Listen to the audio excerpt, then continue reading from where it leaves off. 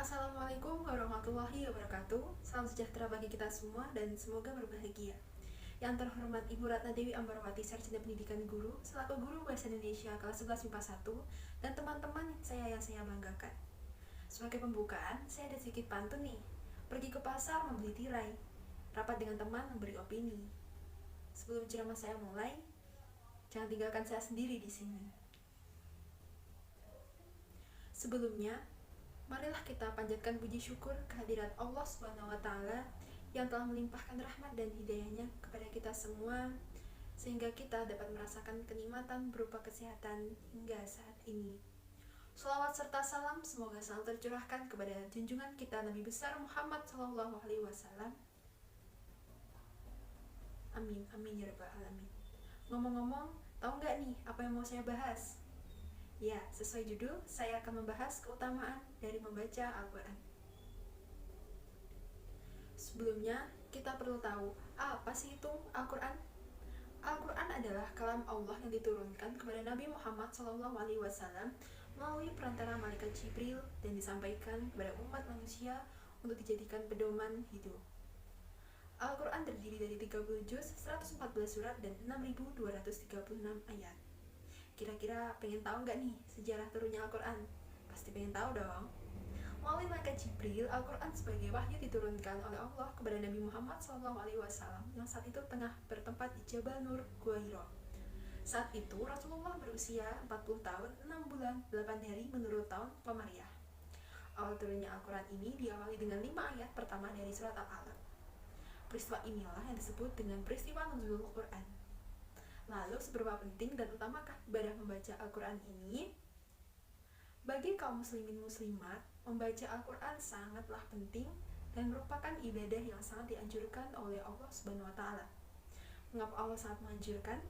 Karena amalan yang paling disukai oleh Allah adalah amalan yang dilakukan secara terus-menerus. Salah satunya adalah membaca Al-Quran. Hal ini dijelaskan dalam surat Al-Ankabut ayat 45. A'udzu billahi minasyaitonir rajim. Bismillahirrahmanirrahim. Utlu ma uhiya ilaika minal kitabi wa aqimis shalah. Innas sholata wal fahsya'i wal munkar wa ladzikrullahi akbar.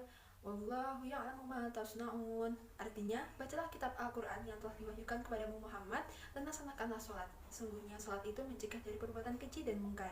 Dan ketahuilah, mengingat Allah atau sholat itu lebih besar keutamaannya dari ibadah yang lain. Allah mengetahui apa yang kamu kerjakan. Ngomong-ngomong, mau tahu nggak keutamaan apa aja sih dari rajinnya kita membaca Al-Quran? Yang pertama, mendapat pahala berlipat.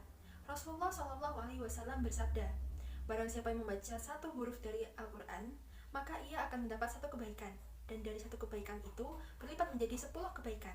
Aku tidak mengatakan alif lam mim sebagai satu huruf, akan tetapi alif satu huruf, lam satu huruf, dan mim satu huruf. Hadis riwayat Bukhari.